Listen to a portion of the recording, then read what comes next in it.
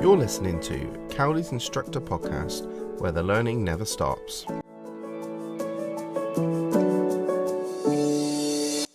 Welcome and thank you for listening to Cowley's Instructor Podcast. I hope you enjoyed last week's episodes, and I'm so grateful for all the feedback that I got. So maybe after today's episode again, please send me a message or comment on the Facebook post and let me know how you found the episode. So I'm so grateful for all of you guys for listening and supporting the podcast, and I really hope that you're getting some education out of it as well as entertainment. So please subscribe and rate the podcast as well, as this will help others find the podcast and help the podcast grow and allow me to do even more with the podcast. So on to today's episode. Today we're joined by a top trainer, Stewart. We talk about his coaching course at Bright Coaching, and we dig into that a little bit as I was genuinely intrigued about this course. We also talk about his new connection with the honest truth and how he's bringing that into his course. We then move on and we talk about one of the competencies which we'll be doing throughout the season. And this competency we're going to be talking about: was the agreed lesson structure appropriate for the pupil's experience and ability? We then move on, and this is the first episode that we're going to be talking about the national standards for driver and rider training. So we hit the first two elements on that, which was confirm that you comply with legal requirements and confirm that your training vehicle is fit for purpose. So we have a conversation about what is meant by that and what may be some of the pitfalls that instructors fall into. Don't forget to hang around till the end of the show for Stuart's top tip. So with nothing else left to say, enjoy the show.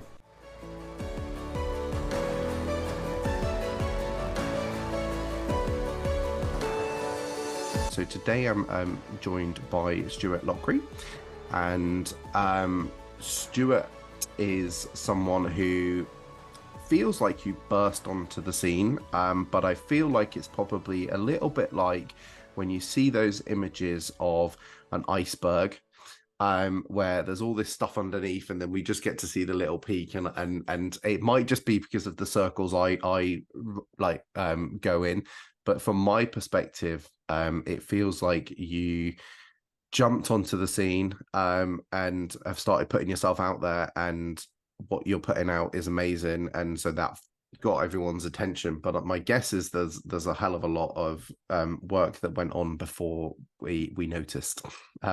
So yeah, welcome, Stuart. Thanks, Phil.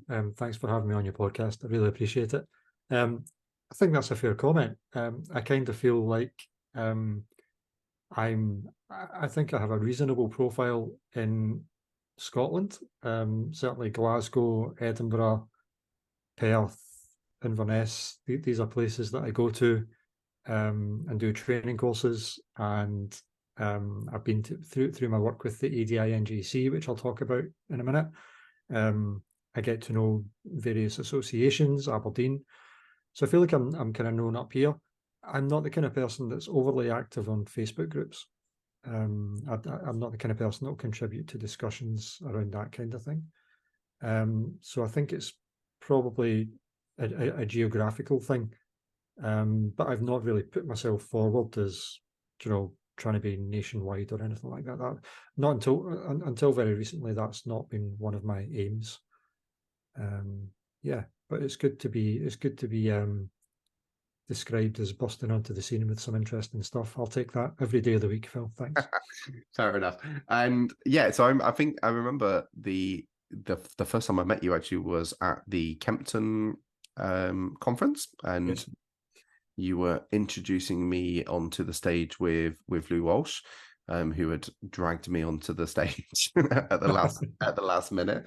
And from that point, we sort of met, we had a little chat, and then from that point, obviously, I saw you sort of started to put out some more content and starting up this new course that you're offering. Do you want to talk a little bit about that?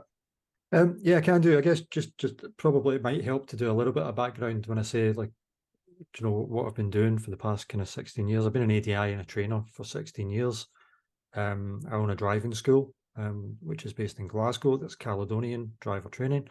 We have around 25 instructors at the moment. We have about another 15 PDIs going through. We've usually got about 14 or 15 PDIs a year going through. So the driving school is good. I'm really pleased with where that's got to. I wanted to write a qualification for driving instructors ever since I got involved with Tri-Coaching Partnership. I was one of the first guys to go through the BTEC level 4. I got into that at the time when I was getting involved in instructor training, 2010, around about that time, 2011, kind of. And the BTEC 4 just kind of blew my mind a little bit, as it blew the mind of many people up and down the country. It was a real kind of game changer for me, and changed the way I think, changed the way I think about my career, changed the way I think about my personal life, and all that good stuff. I became a trainer. I delivered the BTEC level 4 with Ian Lavelle, who's an audit trainer down in Dumfries. We had a great time. It was so much fun. It was so much fun. Such a good laugh. We did courses in Livingston, Dumfries, Edinburgh. I think we did one in Glasgow as well. And then COVID hit. So 2019, 2020, and that's when I started thinking about, I'd like to do this myself. I was getting a little bored delivering the same content. I was thinking maybe there's stuff out there that's more up to date, because the qualification was getting a little bit dated by that point. 2009, I think it was written. So I started thinking about that, and I started considering how I would put together a qualification that was as good as what Tri-Coaching had created. But I didn't want it to be the same. I wanted it to be different. I wanted it to be built on more up-to-date academic research than the BTEC 4 was written on. It was obviously going to be built on the same foundations of client-centered learning and coaching, and theories of behavioural change in terms of planned behaviour and all that kind of stuff, because these things are, well, they don't belong to Tri-Coaching. These things are open source that are out there. But I'm a really strong believer in the fact that we should be looking outside of the DVSA if we want to improve. And that's not to disregard things that we're going to talk about today, like the driver training standard, the national standard, or the ADI. But I think that if we want to make long-term changes to road safety and improve it and reduce road deaths and create more individuals, young people who are more self-aware, then we need to be a little bit more ambitious. And that's where I see my role for the next 5-10 years. Hence Bright Coaching. I had no idea that Tri-Coaching was going to collapse. When it did, I cleared my desk and I focused on finishing what I'd started. So that's been a really tough process over the last, what's that now, 6 months, 7 months.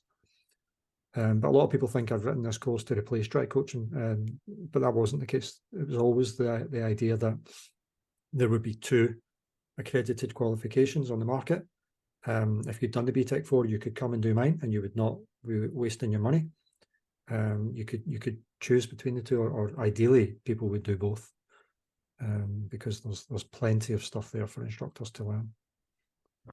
Yeah, that's I'm intrigued by that, and it's nice to sort of kind of hear the background behind that.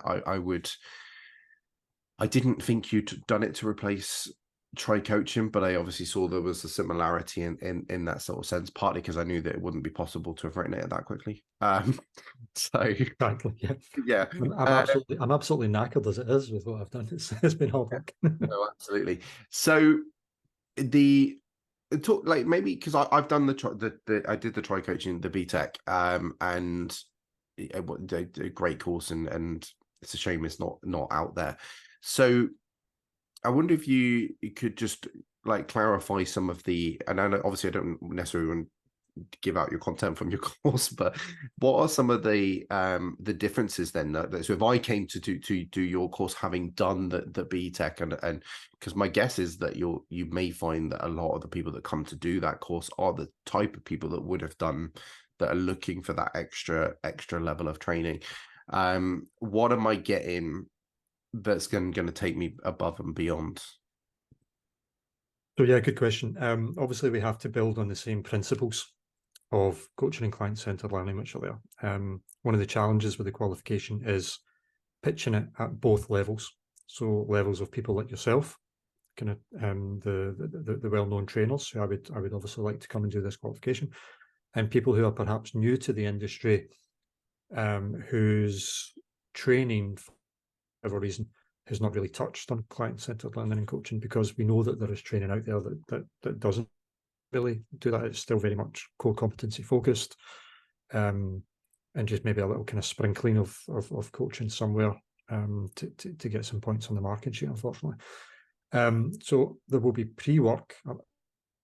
This is not answering the question, but I'll come back to it in a second. This is just to reassure people who don't know as much as you that there is a lot of pre-work involved in this qualification in terms of webinar content that people can watch, which will obviously not be as much as a BTEC for, but it will give them the basic foundations of what that BTEC contained.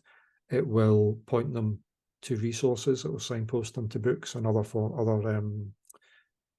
places that they can look to get that general foundational knowledge, I guess.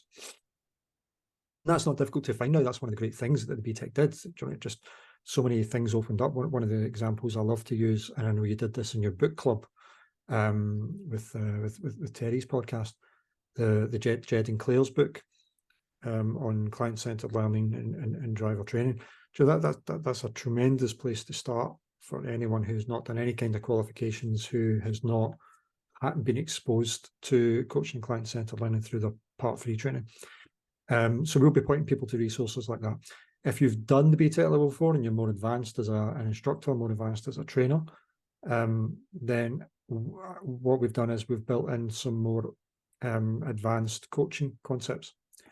So a lot of this, some of the stuff Bob Morton does talk about, we've got things around contracting, which is a really kind of, I would love to see that brought into our industry in the same way that the GROW model was brought into this industry. My work, the thing that I enjoy doing, and something I really wanted to build into, was a more personalized experience for learner drivers, though, and young people. And for me, that's about talking about people's values and identity. So I'm very big on people's identity as instructor. First of all, what kind of driving instructor do you want to be in terms of your development? But I think there are also places in our driver training where we can link up with the higher levels of the GDA matrix around identity of young people, especially with things like peer groups and all that kind of stuff. So there are coaching models that lend themselves very well to this kind of this kind of thing. So what I've tried to do is look at the models that are out there from like executive coaching, for example, and bring those in, and then try and match them up to situations in where we can give pupils pre-work, I guess, again, or work in between lessons. So we want pupils to go, we talk among ourselves, and we're doing these kind of podcasts and things about encouraging pupils to take responsibility in between lessons. Quite often we just focus on a little bit of reflection and then it's topics in research. At least we do it at Caledonian. It's very much go and research the topic. So this week we're going to do roundabouts. Go away and look up roundabouts, come back and tell me what the key things about roundabouts are. Do the briefing for me. Come and teach me how to do roundabouts, that kind of thing, which is brilliant. I love all that kind of stuff. I would like to see us getting young people to do some, deeper thinking around the higher levels of the GDE in between lessons. So if we can create tools that we can give to driving instructors, that driving instructors can implement into their lessons that help young people with that, that would be fantastic. And there's no better example of an organization that does that kind of thing than The Honest Truth. The Honest Truth has created resources that are really simple, really professional, really quick, that don't intrude on your driving lessons, that do things that driving instructors don't normally do. It's higher level GDE, it's responsibility, it's peer pressure, it's alcohol and drugs, and all that kind of thing. which kind of segues quite nicely into our kind of partnership with the Honest Truth. So I guess I might go on and talk about that, unless you've got any questions on the first part, Phil. No. Oh, actually, yeah, I will actually. I'll pause you for a Yeah. second to say because because I love the honest truth stuff and I don't want to necessarily sort of kind of rush that. And actually, our school, my school have all of my instructors have the honest truth app, and we use that, and I have a little theme of the week so that we have a truth of the week, and we all sort of teach the same truth each week, and it's so good, it's so good, and like you said, Yeah. it creates these conversations that you don't have. And before I ask my question, I just have this like little story that I have that because I'm teaching my daughter to drive at the moment, and we watched the seatbelt question, and she watched the video, and then I said to her, "Is there anybody in your life that you would be worried about not wearing a seatbelt in the car?" And she said, "Granddad," and I was like, "Well, my dad." And she said, "Yeah, granddad." And I was like, "Really?" And so now I've had to go and show the video to my dad because I didn't realize he was doing his little deliveries that he does while not wearing his seatbelt and she'd out in the car with him. So yeah, we had a bit of learning there. Amazing, amazing. That's good. But we went through a conversation as well as of like, okay, so how would you deal with that then when someone gets in your car?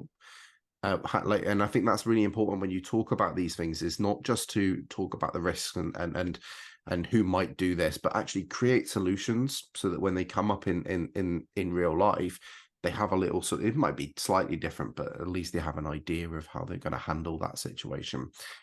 So what I was, and this is more, I was going to ask you, and this is actually probably more just for my curiosity because I'm intrigued about the course. How's it structured? Because I know the BTEC was structured quite different to how any other courses are really structured over that long period of time. So how's it structured then? The same way as the BTEC. Okay. I've taken that model. I've taken that model and used it as my framework. So four modules in classroom. So it takes place in Glasgow. The first one is on the 4th of March 2024. You do module 1 and you are issued with assignments based on the content that you've just learned, and you can go away and do your assignments and submit them at any time. Similar to the BTEC, if don't let the assignments put you off, because there is full support available from Right Coaching. We're accredited by the SQA. So part of that means that we've gone through a 6-month process to get accredited, to put policies in place to show that we are supporting our learners no matter their academic level, no matter any kind of, other difficulties they have in learning, accessibility and all this kind of stuff. And then module 2 is 3 months later. So the modules are 3 months apart, which means it takes you 9 months to get through 4 modules, and you can submit your assignments at any time. We have internal verifiers, internal assessors, and then we're also externally verified, and they do the way that it works when you're accredited is the accrediting body, SQA, comes along twice a year and they pick a sample of assignments at random, and we have to show them to show that they're all being marked legitimately and correctly and consistently, to show that across the board. In terms of I think that answers the question. It's broadly similar to the BTEC level 4 because that model worked. So it's interesting, and because it's something I found when like doing a course like that where you're spreading it over, that quite often you can go on a workshop and get all of this information like in one day, and then it's really hard to kind of like put all that into your driving lessons. And I like the idea of that you're effectively working on yourself for 9 months or so, and you're able to come back to the people that are delivering this course and go, this is what I experienced since the last one, and able to sort of kind of work on this, and you're progressing it, and over that 9 months with support from so you've kind of got this coach for 9 months as well, and I imagine you sort of offer that sort of extra support for anyone that's struggling with it all.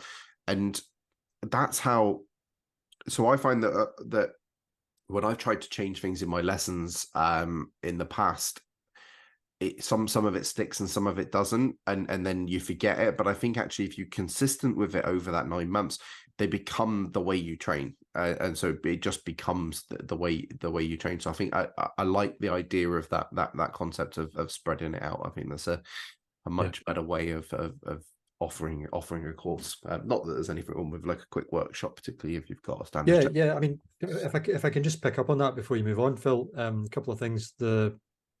Something that that we get from Try Coaching, and you can get this from Facebook, certain Facebook groups as well. Not only do you have the support of the organization and the trainer, but we want to create spaces, funnily enough, away from Facebook. So the software, the platform that we'll be using, we have the ability to create kind of little groups of the cohorts. I mean, that's what they are. So there'll be a space online separate from Facebook that will just be the people that you were on the qualification with. So we can do things like this online, just with our group who are on that course, and people can bounce ideas off each other. And there was something else that you mentioned that I was going to pick up on. Yeah. So the one-to-one coaching, something that Bright Coaching will do as an additional product, is one-to-one coaching for people who are looking to develop. So personal coaching, personal development, business coaching. That's something that we will be launching next year as well. And I think there's an appetite for it. I think there's it will help many people get to where they want to be. I heard I feel like I quote Chris Benstead all the time. I don't want to feel like I'm ripping him off and stealing all his ideas. But I once heard Chris Benstead talk about the fact that he would like to create some kind of career pathway for driving instructors. And I love that idea. I love the idea that you get your qualification, and then there's this kind of pathway for instructors that they go, right, okay, what's next? Yeah. Brilliant. That's my CPD for that year. Okay, what's next year? What's next? I really like that. And I think something like business coaching or personal development coaching, whatever you want to call it, is a really good way of doing that. Yep. It should almost be, obviously that pathway could be so like branch off in however many ways you want. Yeah. But just having the concept of that's the norm would be good, so that it is just the norm to do that and to think what's next, how can I improve myself. So yeah, no, I love that, and I'm really intrigued about the course and looking forward to seeing how it progresses and goes. And you might be seeing me doing a little trip up to Glasgow to come see you. That's great. I just want to add one. Sorry, Phil, I know this is your podcast and not mine, but the one thing that I've not mentioned about the qualification that was really important to me to get in there is the stuff around driver psychology and how the human body works and how our brains work. Because I think that this is as important or more important, depending on the mood I'm in, will depend how I describe this. I think that knowing how people work is as important as knowing how a car works for a driving instructor. And years ago, people used to, when coaching first came into our industry, people used to kind of sneer at it a little bit, and there was all this kind of drama about coaching versus instruction. I would hear people say, but hang on a minute, we're not psychologists. And I kind of take issue with that, because I think we are psychologists. We're just not trained very well to do it. And there's really important stuff around why people commit faults and why people are involved in accidents that driving instructors should know. The way that the DVSA works at the moment and the way that driving instructors are trained is that you give people the knowledge, you check that they have the understanding, and you check that they understand the consequences. But far too often that's not enough. There are loads of occasions where people have the knowledge, they know what the consequences are, but they'll still go and do the wrong thing. They'll either choose to do the wrong thing, or they will have some kind of slip or error in judgment, and they'll make a mistake anyway. So it was really important for me to get this stuff that I've learned through CPD in the industry and research that I've read, to get that into a qualification, because that's a huge gap that's not been covered in our CPD offerings at the moment. Yeah, and I agree. I think that a lot of PDIs are not given this sort of information. I've actually just recently come off a Zoom call with a PDI who wasn't even given anything close to this sort of kind of stuff. It wasn't even the basic sort of kind of coaching stuff. And so, yeah, that's maybe something that we need to address within the industry is how PDIs are trained, which then leads to how learners are trained, and therefore then onto how road safety will improve. It starts at that top point. So is this, obviously this course is aimed at something, an ADI potentially wanting to progress. Would you recommend it, or would you maybe see how it could be tweaked for just, this is how we train PDIs from the start? Yeah, so one of the main markets for me in Bright Coaching is driving instructor trainers, people like you. It has to be one of the main markets, because if it's to do what I want it to do, separately from being a commercial success, obviously, I want this to change the way that ultimately I want this to change the way that driving lessons are delivered, which means changing the way that driving instructors deliver driving lessons, which means changing the way driving instructors are trained. You mentioned something a couple of minutes ago about the norm. I can't remember what you were talking about, but it just made me think about the culture that we have in our industry. I think it was CPD you were talking about. So the culture of, people qualify, get the green badge, and then going on to do CPD is a normal thing to do. I think we can do that with driving lessons, because we saw it happen. We've seen it happen already. We never used to ask people what they want to do in driving lessons. Now we do all the time. These things are habits. These things are introduced. They take a while to bed in, but gradually what happens is people realize the benefit. And if they do it often enough, they get the feedback that they're looking for from learner drivers, and they realize that it's a good thing to do, and they keep doing it. And because they keep doing it, guess what? They get better at it. It's mind blowing, isn't it? How that works. Get the reps in. So yeah, I want to change the way that driving lessons are delivered for the benefit of road safety. I want to change the way that driving instructors are trained, and that obviously starts with you guys. I actually think there's value here to fleet as well. And this is probably where I'm at the moment with the qualification. The qualification is happening. We're selling it from, I'm not sure when this is going out. It's going on sale from the 30th of October. But I am still working actively with SQA to tweak the assignments and the assessments. And I'm really struggling with SQA because over this particular bit, because they don't have an understanding of the fact that we're not all driving instructors. So they don't understand the things like a fleet trainer.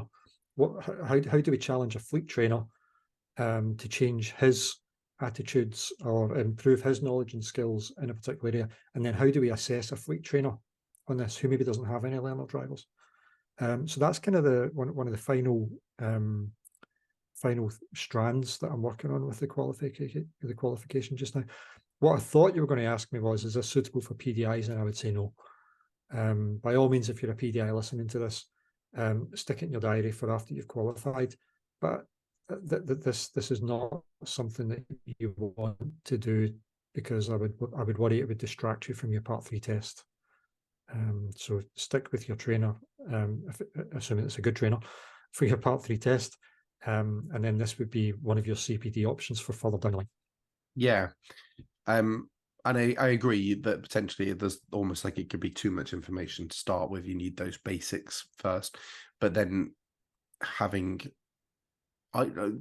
taking my experience here from doing the BTEC, that I certainly put elements of that into my training when I was training PDIs, and that filters through. So I think that's the right approach, is get the trainers in, and that it will trickle down through the industry. It's just getting all the trainers in, because my concern would be is that the trainers you get are probably doing a half decent job already. Well, yeah, I mean, I know they are. But I've already got a couple coming from England to Glasgow, so that's really reassuring. I have to say the feedback that I've received from guys in the industry, guys that I respect, has really encouraged me to battle on and get through it. And it's kind of I feel kind of validated that the idea was going to work, and it will be successful. So I appreciate it. So let's move on to your work with The Honest Truth, which I didn't even know you were doing some work with The Honest Truth until Terry actually mentioned it on a conversation the other night. And I deliberately said to him, don't tell me what it is. I want to hear I want to hear Stewart's explanation. So talk to me about that. So this is in line with the module on behavioural change that we have with the PDA level 7.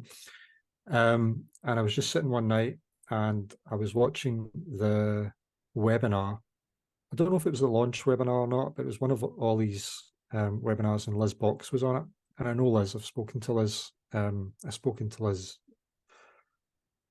on a couple of occasions about my qualification to ask for her input and help, especially at the start. And she was very, very helpful. And it occurred to me that the Honest Truth was more aligned with what I was trying to do than I originally realised. The Honest Truth was not something I knew a lot about. I had signed up to it years ago, and I'd never implemented it into my training, as I'm sure happens to many instructors. Actually, you get all the materials and all that kind of stuff, and you put them in the boot, and you kind of forget about them because we're all busy. I was the same. I struggled to implement it. However, with the app, I've found it a lot easier. Yeah, and the app's a game changer, which is what I realised as I was watching this. And I've got to be honest, Phil, I'd love to say it was all planned out and there was all a grand strategy behind it, but I just had a bit of a gut instinct, and I thought, I think this would be a win-win situation for what Ollie's trying to do. And obviously it's going to be a win for Bright Coaching because it will improve my product. And I had the module on behavioural change written. I designed my own kind of behavioural change techniques that would form the assignments. But obviously they were not academically researched behavioural change techniques.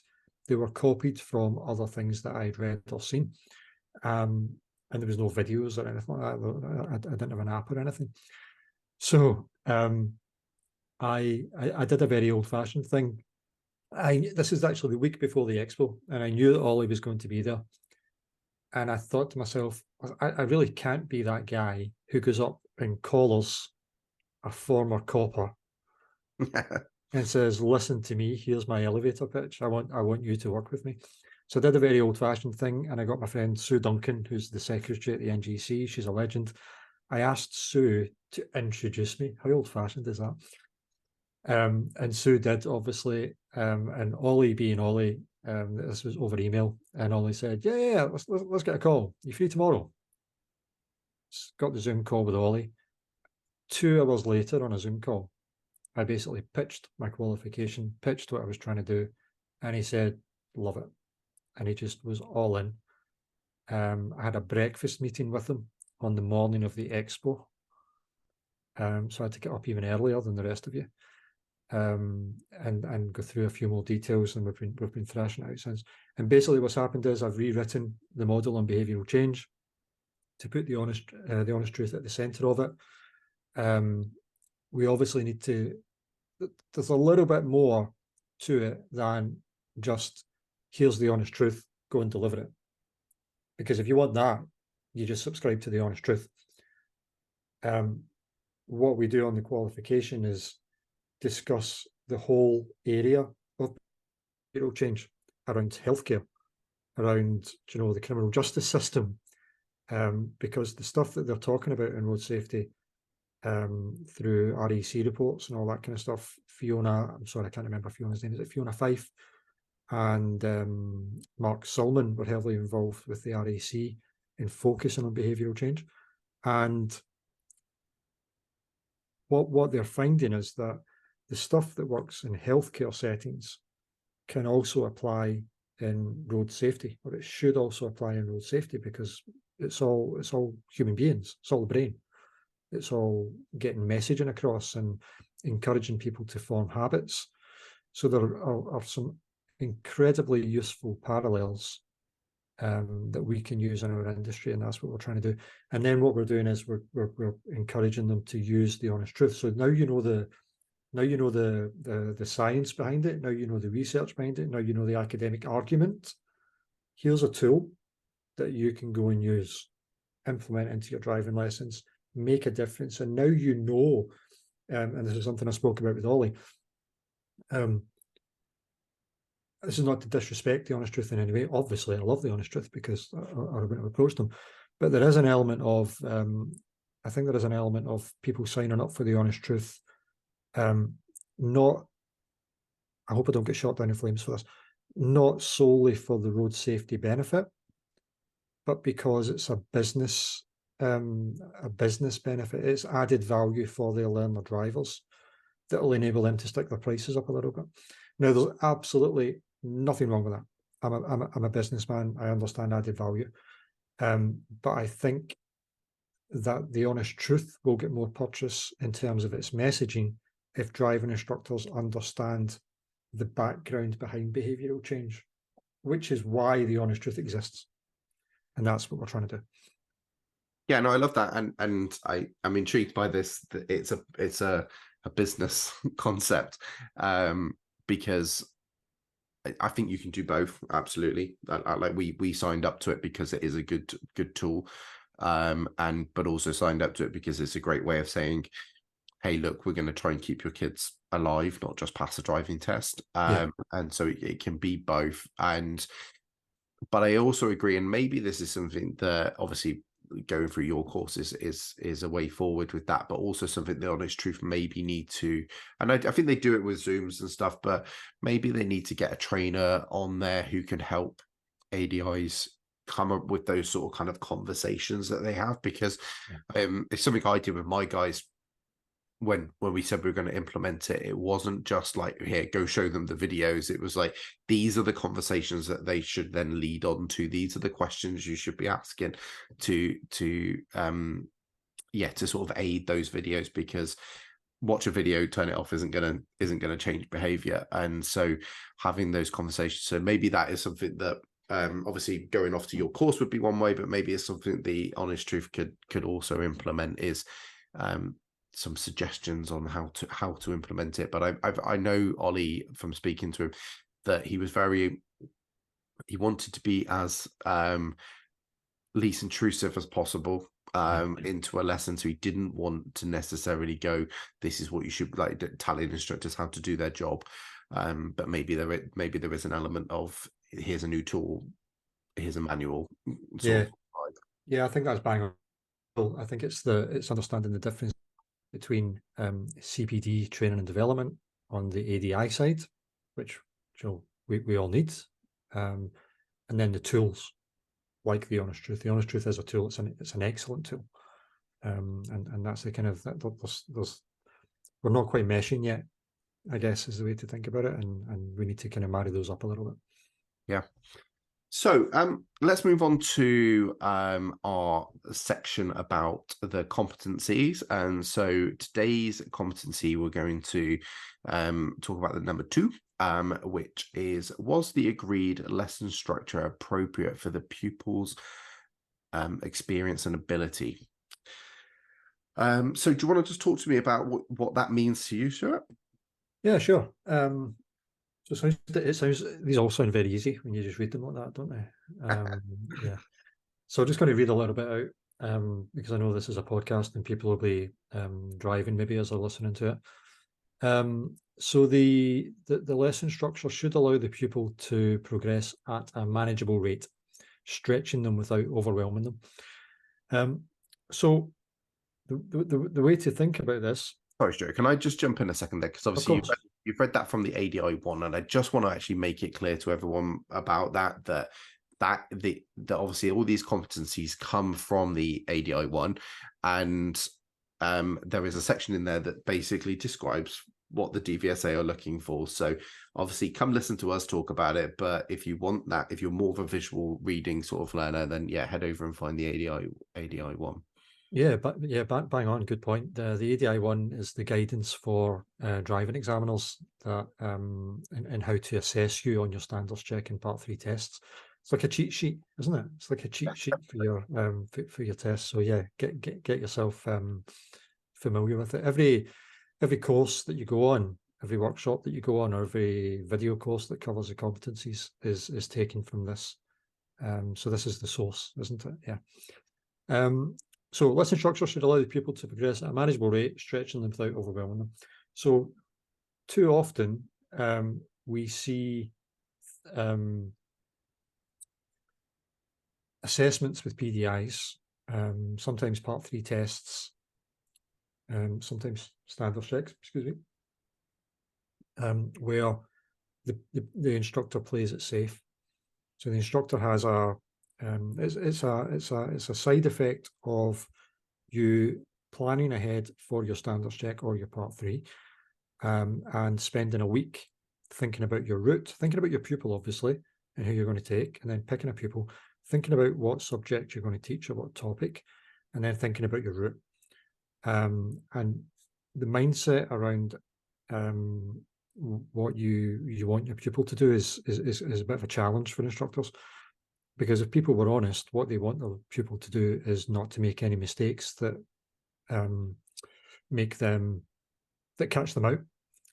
And I find myself quite often trying to correct that mindset or challenge that mindset, around actually your pupils making mistakes is a positive thing, as long as you control it and keep it safe. Obviously, that's your job as well. But the mistakes are what will help you pass your Part 3 test or your standard check. That's your opportunity to show to the examiner that you know how to do it. If you are taking your pupil around a series of roundabouts, medium-sized roundabouts, and you've been doing that for the past fortnight, and they're comfortable with it now, and there are very few mistakes, very few errors on that, that will show up to the examiners. The examiners are very experienced drivers. They know when a learner driver is in their comfort zone and out of their comfort zone, as do you. You're not fooling anyone as a driver instructor when you're keeping someone. In coaching, we refer to this as comfort zones and stretch zones, which I kind of like. I like the idea of a stretch zone because it's flexible. You can let it go, you can pull it back again. I really like that. And I use that in my training quite often. So you need to build in a stretch zone for your pupils. Whatever that topic is, or whatever that practice area is, you should have somewhere in your lesson that you're able to stretch that in some way. On the flip side of that, overwhelm, and this happens, I try not to talk too much about test here. I will try and talk about lessons where I can. But it always presents as more of an issue on a standards check or a Part 3. But what happens is you go and pick up your pupil who's a reasonable driver. Everything's been going really well, really good progress in terms of their confidence and getting through the syllabus, etc. And then all of a sudden things go back the way. And that catches instructors out, but it shouldn't. Always more likely to happen on a standards check or a Part 3 because it's a different scenario, it's a different setting. All of a sudden there's a strange man or woman sitting in the back who they don't know. In some occasions they might know that you are being tested, which actually puts additional pressure on them because most of them want you to do well, believe it or not. They want to drive well to show that you're a good instructor. That's what we see when we're sitting in the back. So even though we say to them, he's watching me, he's watching you, that's only going to do so much good. And then what happens is the learner does not drive to the normal standards and it collapses. So that shouldn't catch you out as a PDI or an ADI. You must be able to deal with that and have a strategy to cope with that. What I would say about sitting in the back, because you're right, that's a massive issue that can come up with certainly learners suddenly having this person in the back is one of my solutions to that is get your trainer in the back of the car with the person you're taking them to the Part 3. So that it's still going to be a little bit different on the Part 3, but it allows them to get used to being watched, having someone sat in the back, and just getting used to that sort of environment, as well as having the added benefit of your trainer being able to help you see what your learners' needs are. So that's a great solution to that. Really good idea. I'm not very good at this, but I would like to get to the stage where the trainer is also able to help the learner as well. Too often we kick the learner out the car and then we give the instructor the feedback. But why should the learner not benefit from the trainer's experience as well in certain situations? I quite often do my feedback with the pupil in the car and Yeah, get them involved. I get the pupil to give the feedback as well, because I think that's crucial. So I'll ask the pupil, like, how did you find that lesson? What could they have done differently? And so that can be good. It's obviously with the trainers, the PDI or ADI's permission, because it can be a bit awkward, and maybe I'll save a few things for after. What the ones that I tend to hold back on is maybe something where there was maybe something technical wrong, because I just don't want the ADI and PDI to feel bad that it was wrong, and so I'll have a conversation about that, and then they can go tell their learner next week that, oh, by the way, that thing I said was incorrect, unless it's glaringly obvious and I think it's going to have an effect on the lesson, in which case I'll probably jump in the moment, because I'm like, nope, don't let them do that. yeah, Yeah. That's a good idea. The reason it just flagged up to me is something. It's not something I normally do, I have to admit. But last Friday, I was on a Part 3 test, and when the examiner got out, and I sat in, and it was the first Part 3 test I'd sat in on since 2019. So it was really good to get back doing that, actually, just for various reasons. And I found myself, the PDI asked me, so what do you think? And I found myself just automatically getting into that conversation. The pupil was there and I involved her, and I really enjoyed it. It worked well for the PDI as well. So teaching the pupil who turns up on the day, I guess, is the second concept. So the first one is about comfort zone and stretch zone. The second one is about managing the pupil who turns up on the day and being aware that learning is not linear, I guess. Let me just check my camera, because I always get this wrong. So quite often people think that learning goes in this direction up in a straight line. Did that work? It might work in the playback, it might be reversed. So just in case that didn't work, learning goes that way in reverse. We'll give Phil a lot of editing to do. I'm just going to leave both in, because then people okay. It doesn't matter what I do then, yeah. But we need to appreciate, and we know this. This is the annoying thing. We kind of know this. We just don't apply it. That learning actually goes up, and then we reach. And if for the people who run, they call it hitting the wall. You go down, and our job as trainers is to pick up the support, or change the lesson, or change the difficulty, and get it going back up again so that it exceeds the point at which it dropped. And all too often, we're not very good at reacting to that drop. I've trained instructors who really struggle with this concept. That whole idea that, but they know this. I told them this. They've been doing it fine for 3 weeks, and all of a sudden they're not doing it. So getting that kind of approach in your head that people are always likely to have a dip, and people have dips for the same reasons that they have accidents. They have off days. They didn't sleep well last night. They've had an argument with someone. They're stressed out. They've not had enough to eat. All these different elements have an impact on your body, and impact on your brain. And things happen. So just one thing I wanted to add in here is, and actually you mentioned Jen and Claire's book In the Driving Seat, and this is a little diagram that I liked, and obviously it's going to be hard on the podcast to do the diagram, but they basically we'll just tell them we'll just tell them it was excellent, Phil. We'll tell them it's excellent. Go. Yeah, it was really good. So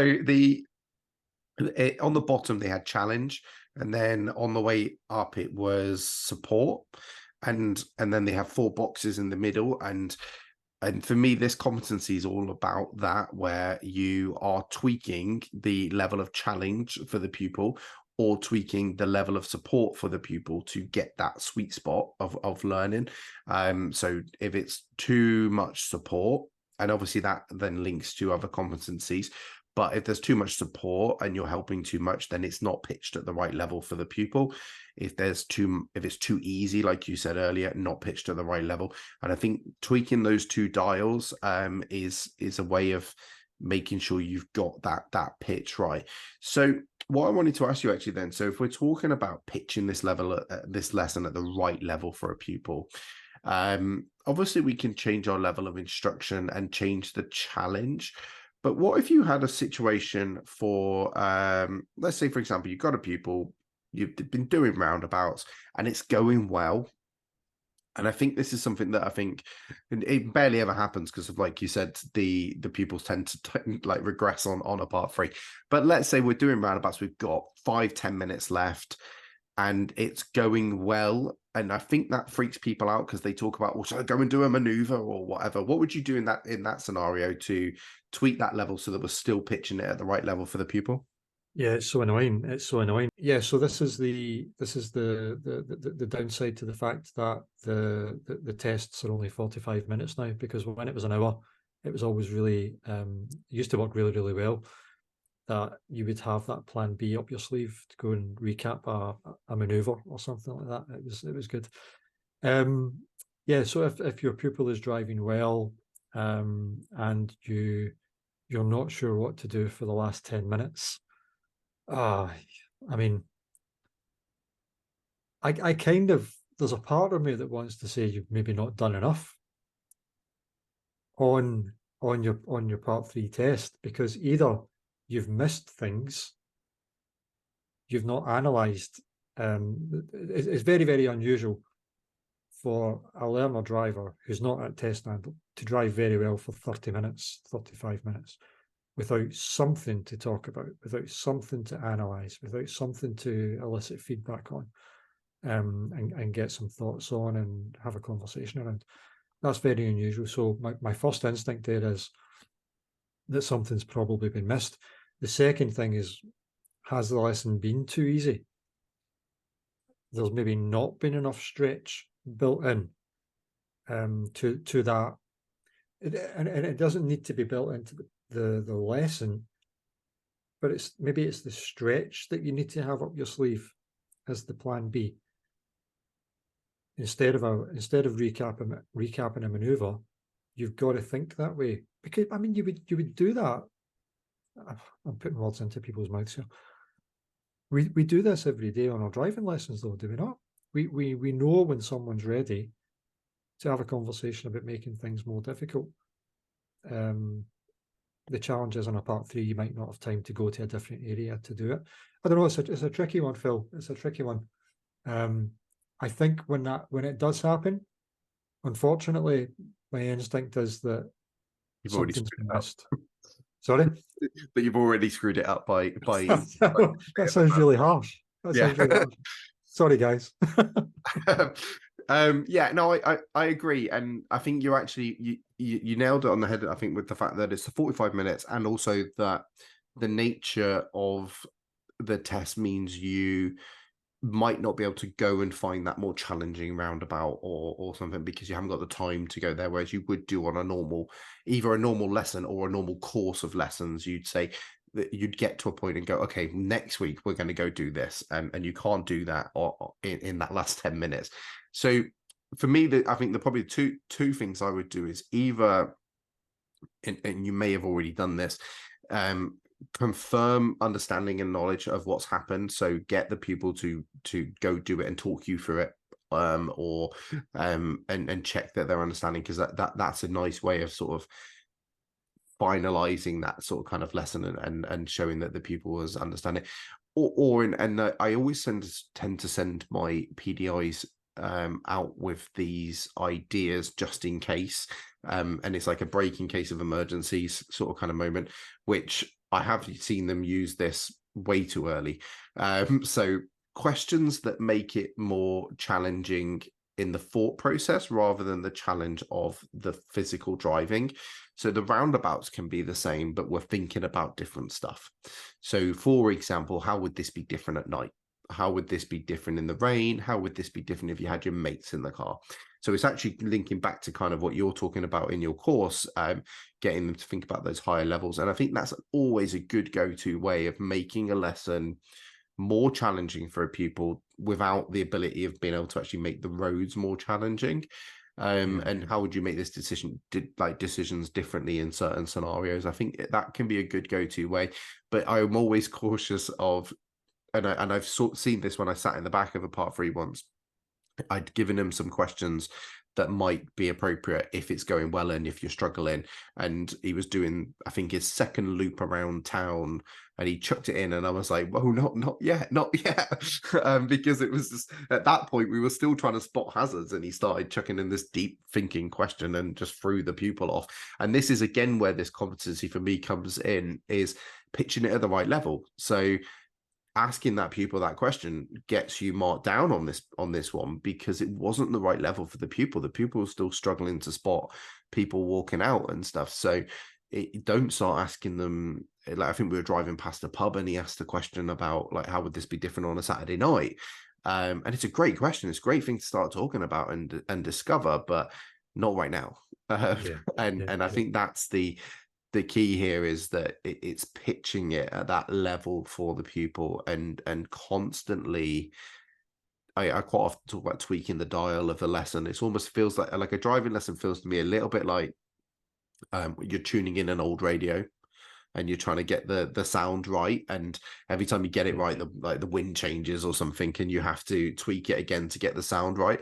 And that's what a driving lesson feels to me, is like you get the sound right and you're going, yeah, this is going well, this is really good, and then something happens that we need to either up our level of support, or the people's doing really well, so we need to lower our level of support. And that's, for me, that you're constantly tweaking the dials to get that, we're in that zone, we're learning and we're doing well. I really like that, Phil. I think you're onto something there, in terms of what we do when a topic has been mastered. And that's the time when we should be thinking about the higher levels on the GTE. Useful for a part 3 test as well. As you were talking about that there, I was also thinking about a part 3 training session that I did a few weeks ago, and I was role playing and I was the learner. And I go to the big roundabout that I normally use. We were doing straight aheads. Well, the plan was to do right-hand turns, actually, because the pupil had been doing left and straight aheads the week before. And as we got to the roundabout, it was an absolute shambles, because one of the lanes on the roundabout had been closed for roadworks, and it turned into a really dreadful lesson for the learner. Obviously, it would have been a bit tricky. But for the PDI, it was really useful, because we got to park up at the side of the road, and the PDI kind of panicked a little bit, because he was saying, "So what happens? What if that happens on my part 3 test?" So that obviously opens up a huge discussion about route planning, but it also opened up a different discussion about the kind of things you're talking about, using the what if scenarios, and out of the box unusual situations. Because do we teach learner drivers how to deal with a roundabout where the road on the left is closed and all the traffic is backed up in a big queue in front of you, and you have to change lane? So you're in the left-hand lane going straight ahead, but there's a car parked in front of you. Do we teach people how to kind of navigate safely, looking over their shoulder? Is it safe to go? There's still traffic bombing at you from the right. All this kind of difficult stuff. So yeah, there is always something else to teach, even if it's not, worst case scenario, to go back to your original question, last 10 minutes, nothing else happening. Just have a look around you. Just have a look around you for the transit van that's parked on the double yellows or the zebra crossing. Just have a look around you for the bin lorry that's causing the meeting situation on the high street, for example, and bring these things into play, setting up the next lesson, for example, or referring back to something that's been learned previously. Opportunities and examples to reinforce learning is further down in the marking sheet. But if the lesson's going well and you've not missed anything, and you've done everything you should be doing, then just be creative. Just teach them something. One of the best pieces of advice an examiner ever gave a PDI of mine It was his final attempt, and the examiner came out and took a deep breath because he remembered the previous part 3, and he just looked at me and said, "Now remember, teach him something, teach him anything." And that just always stuck with me, that it doesn't matter. It doesn't matter. PDIs and ADIs got hung up with, they have to achieve the goal, but that's not true at all. No, that's not true. Yeah, learning needs to take place, Yeah, and it doesn't have to be the original planned learning. Exactly. So brilliant. Anything else you want to add on that? I feel like we've covered it off, but if there's anything else you want to... One small thing, Phil, as I was reading this over, obviously I've read this inside out, but as I was rereading it this morning, it occurred to me that the language is very client-centered, more client-centered than I gave it credit for. Ensuring the pupil understands what they plan to do and agrees with that plan. Very different from the instructor telling the pupil what his plan is for today. Yep. Today I thought we'd do roundabouts and we turn left and right, and then going straight into remind me of your approach system, etc., etc. This is a coaching and client-centered bullet point that we have on the ADI one. Ensure that the pupil understands what they plan to do, and get agreement on that. There was one other thing: building in opportunities to check the statements made by the pupil before moving to more challenging situations. That's an eliciting feedback. The way I read that, that's a feedback conversation that is had before we move in to that stretch zone. Go back to the example you gave earlier on, where the PDI started moving on to more complex kind of Q&A. Let's not transfer responsibility too quickly. Again, a lot of instructors go into this with the idea, it's that diagonal line of learning. I have to transfer responsibility. I have to stop talking, and I have to get the pupil independent. But you shouldn't do that. In my view, I'd be interested in your views on this. I don't believe that you should do that without having a conversation and getting agreement on that. When I was trained to become an instructor, it was almost like you're talking the pupil through something, and then gradually you kind of get back in your seat and you stop talking. It's as if you're trying to make yourself disappear and the pupil's driving like you're not there. And I can see the argument that there's maybe value in that, but not from a proper educational coaching perspective. It should be agreed. You've got to clarify the support. You've got to agree that we can change all this if we need to. So that was my only other thing. I think that there is, even though this is not the unit that everyone quotes about coaching, and that the language is very much coaching and client-centered around these competencies. Yeah, I think it is all the way through the ADI one, really, isn't it? Sort of very much focused on the client-centered and the way they approached it. I 100% agree that we need to be checking with the pupil before we move on and push that on, whether that is a verbal check or sometimes. And I remember a situation a few months ago now. I was teaching a pupil, and we were doing roundabouts actually, and we were doing nice easy roundabouts, and in my head it was time to move on to the big roundabouts because they were doing really well. And I said that to them, like, is it like, how do you feel like we're getting on? Do you feel like it's time to move on? And she was like, nope, definitely not. Yeah. And so that was important that I had that conversation with her rather than just moved it on. And so we were coming up to a roundabout, and it was time to either go right and carry on around, do the loop we've been doing, or left to go to the big boy roundabouts. And it was important because it allowed me to kind of see that there was a difference between what I was perceiving, which was, this is going well, she's making great decisions and approaching really well, and what was going on in her head, which was roundabouts. And so it allowed me to then put in this situation, and this is again maybe that bit at the end of a part 3, allowed me to sort of challenge her effectively. I challenged her to do the next few roundabouts independently, and I asked her to notice her feelings during these roundabouts and the decisions she was making, and they all went really well, like they had been doing already, but it just made her a little bit more aware of that. So then when we got to the same point and I said, do you want to go and have a little look at the slightly bigger roundabouts? She was like, yeah, I feel like I've got it now. And it's that sort of kind of thing. It's like building in that opportunity for the pupil to confirm with themselves or with you or whatever that they can do it, and that allows them to have the confidence, I think, as well, to sort of kind of move on and progress. Yeah. And it's such a fundamental thing, isn't it? This goes into feedback, and praise and all this kind of stuff, and the instructor leading the conversation, that your opinion does not matter. For the most part, your opinion does not matter about how well your pupil is doing. What matters is how they feel they're doing. And if you don't ask, you can't find this stuff out. You've got to ask these questions and encourage people to be honest with you and open up. Because if you don't have the correct kind of balance in the relationship, your pupils are going to tell you what they think you want to hear, because they don't want to look stupid. If you portray that you think they should be moving on and making progress, they don't want to argue with you. They'll say, "Oh, okay, then let's go and do the big boy roundabouts." Okay, yeah, if that's what, because they'll assume that's what my mates did. This is the way you have to ask, you have to listen, you have to watch body language as well. Yeah, really important. Yeah. And I think in a way it's probably testament to the rapport that I have with that pupil that she was able to say no. Yeah.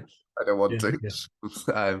And I think that's important, that you have that rapport with a pupil, that they can be open and honest with you. As long as you've got nothing else to add to that, we will move on. And we're going to start to talk about the national standards for driver and rider training. So this document, I hear a lot of trainers on podcasts or webinars and stuff talk about this document. And I think it's a document that not many ADIs have read. And to a certain extent, I don't blame them, because it's not the most exciting document. I do think it's something we should know as a trainer, and certainly as an ADI or a trainer. But I can also understand why people don't gravitate towards it, because it's not exciting. And I remember Bob talking about a story how he asked in a room full of trainers how many had read it, and it was like 10%. So which is particularly for a room full of trainers, I think it's important that definitely trainers should sort of kind of know this document. So my goal here then, having these conversations on the podcast, is to try and make it a little bit more exciting and let us do the reading and then tell you guys what's on it, and maybe hopefully inspire you to go and have a look at it yourself. So yeah, Role 6, Unit 1 of the National Standards Driver Training is prepare to train learner drivers and meet all the legal requirements. So Stuart, do you want to just talk to me about like some highlights from there for you? I'll do my best to make it sound exciting, Phil. So the first thing that flags up to me is actually through my work with the ADI NGC. I don't think we mentioned this at the start. One of my other roles, I'm the head of engagement at the ADI NGC, and we deal on a fairly regular basis with instructors who have, for one reason or another, fallen foul of the DVSA. Some of that's to do with behavioural issues, which we won't talk about.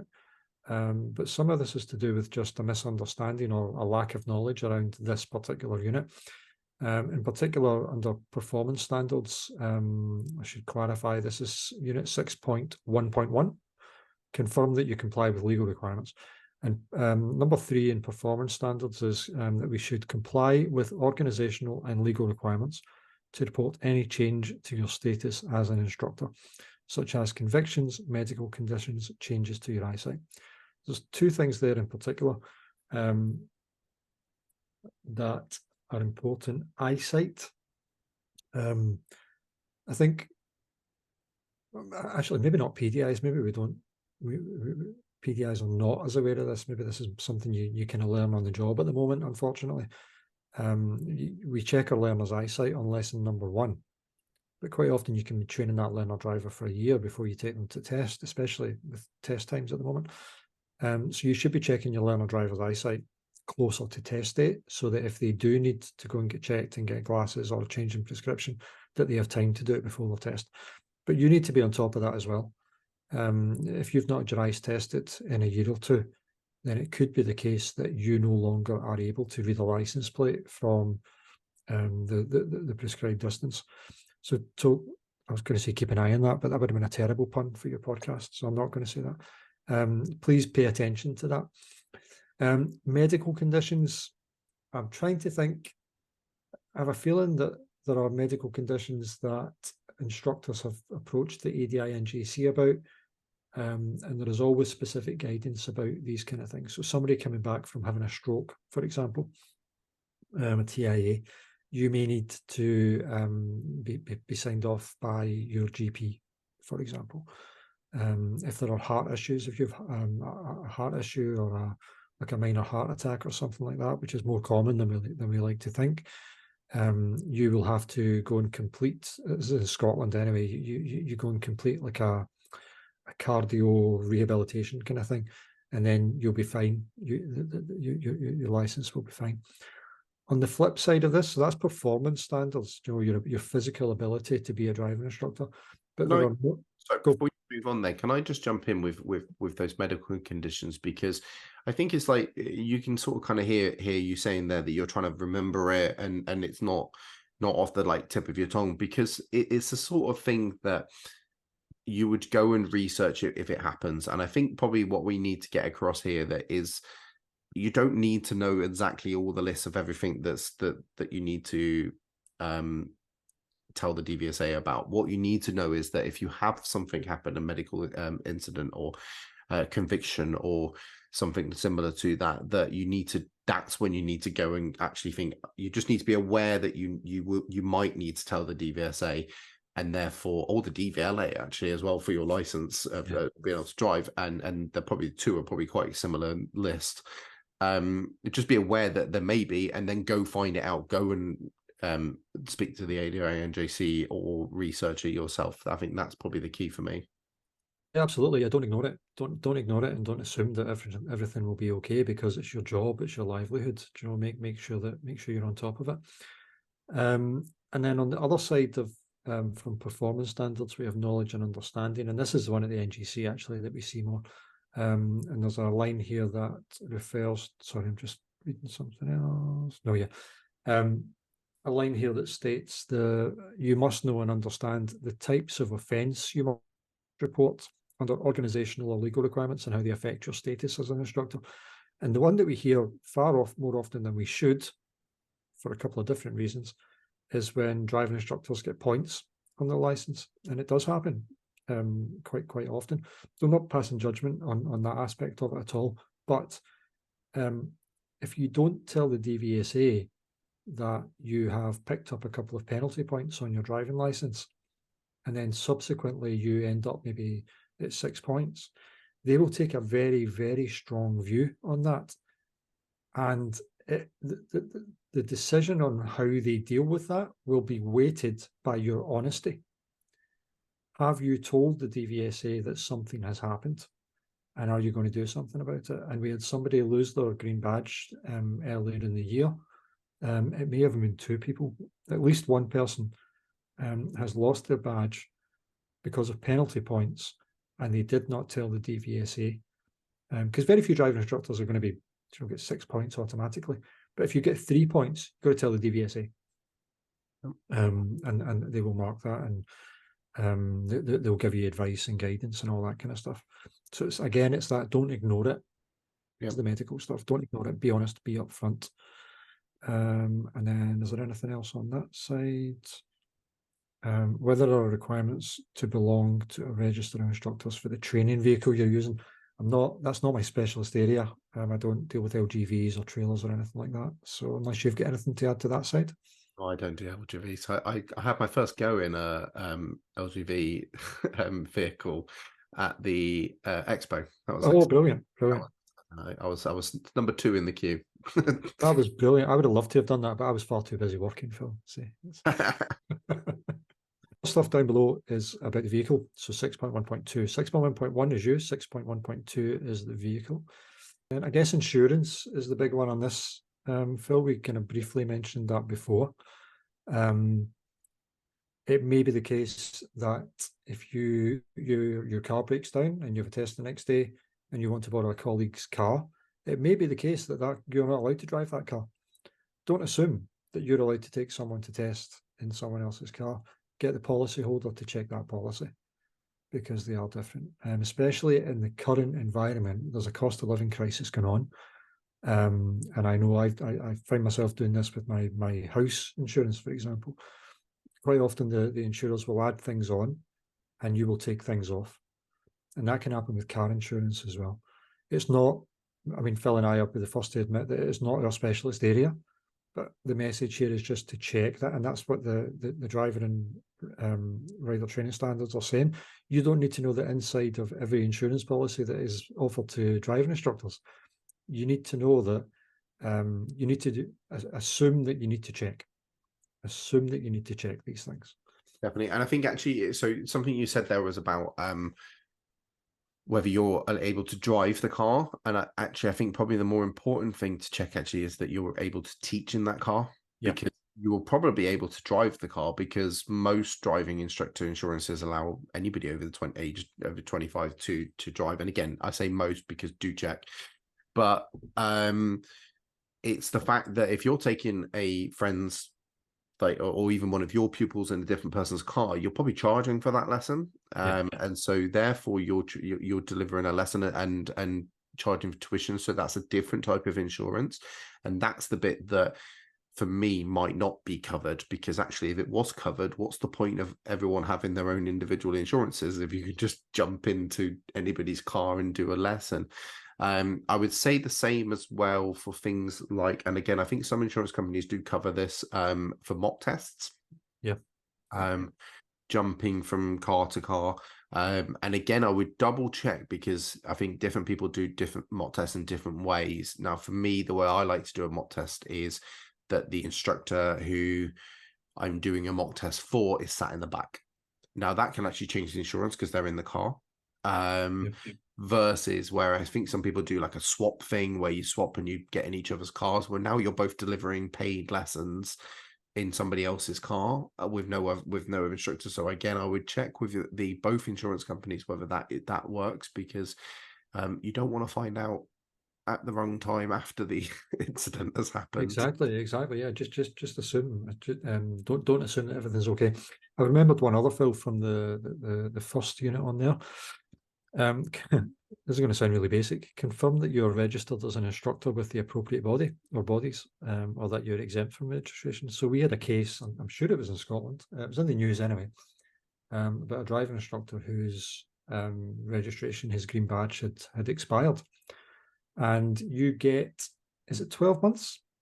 I think you get 12 months. They'll write to you and tell you that your green badge is expired, and then they'll give you 12 months, 6 to 12 months to renew your badge. And this particular instructor did not, and he was caught.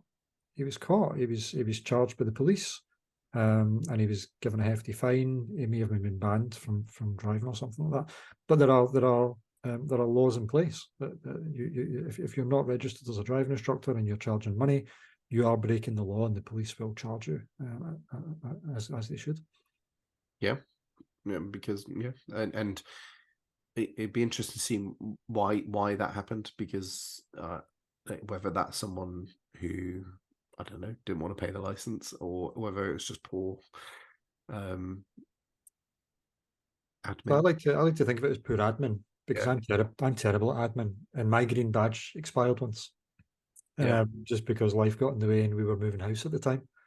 And I think because my job is not teaching learners primarily anymore.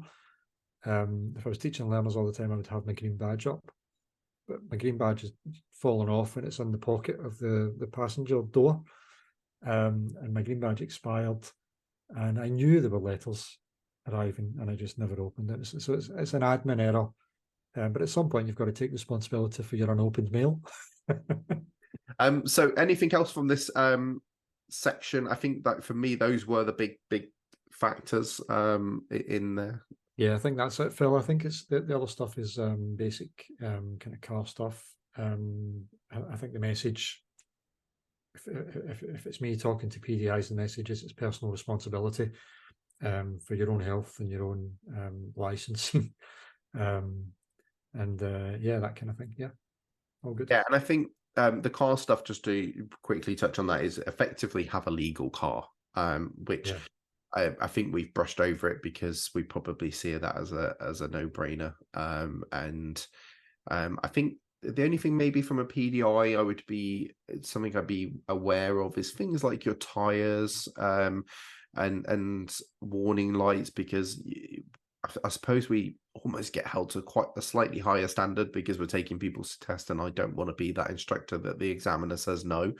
And yes, so you tend to change your tires when they're getting, you check them just before that point of them being illegal, which you should be doing yeah. anyway. But I think you're just more conscious of it as an instructor, because yeah, there's nothing worse than turning up to a test and it being turned away and it being your fault.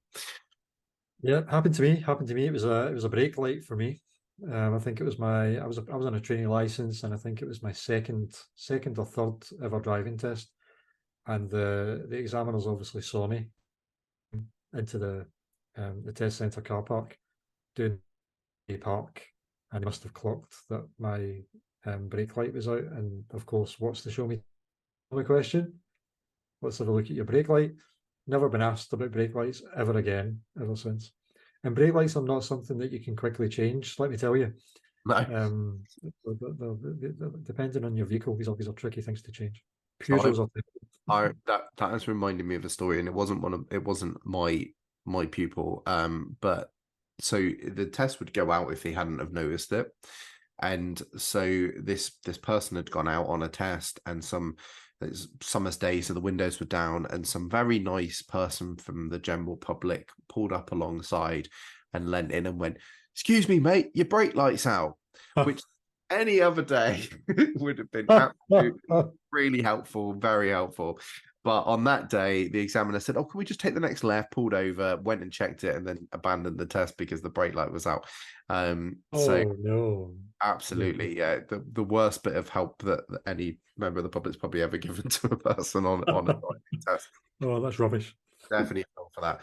So I've realised I haven't warned you of this, but I'm going to ask you for a top tip for what you would like, not necessarily relating to what we talked about, but just a general top tip for ADIs and PDIs.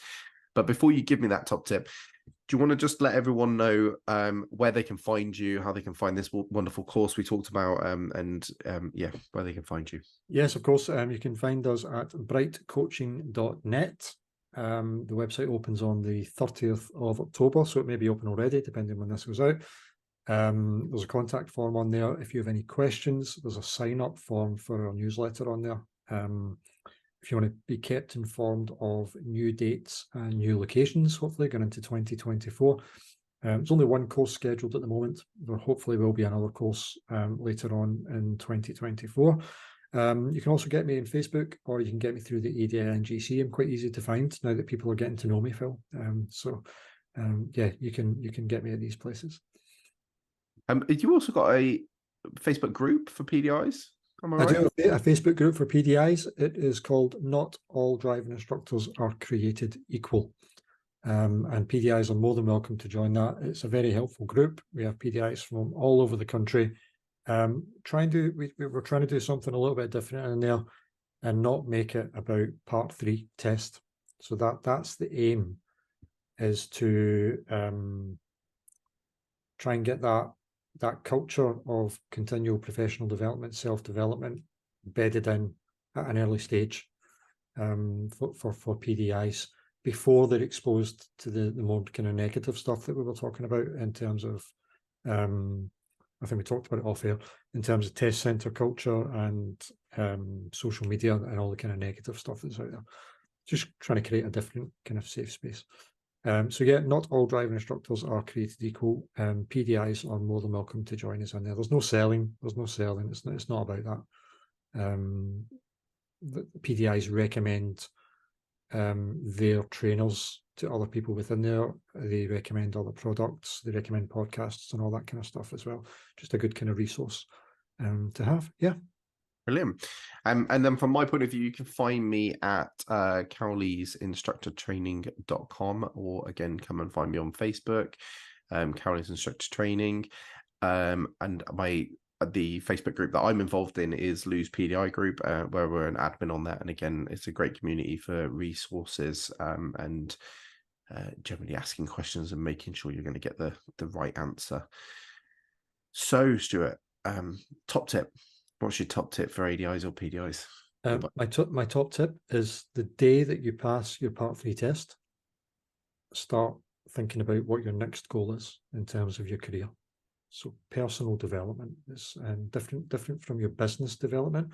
Quite often, a lot of people think about it from a business perspective, whether that's leaving a franchise or their next car, because maybe they want to upgrade the car from the one they've been using as a PDI. But start thinking about your personal development from day one of passing that green badge. Because if you it's so easy to fall into bad habits and think that that's fine, I passed, I don't need to worry about training until my standards check, which could be, at the moment, 10 years away. That's how you will stall, pardon the pun. That's how you will fall into bad habits. Your development will kind of stag.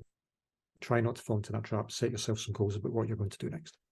Absolutely, 100% agree. And actually, you're right. Don't even make it about the next standards check. Like, just how can I be the best instructor that I can be? And then when that standards check comes, you won't care because you'll have made yourself better. So absolutely. So yeah, thank you very much for joining me. And yeah, we've learned lots today. And please subscribe if you've enjoyed today.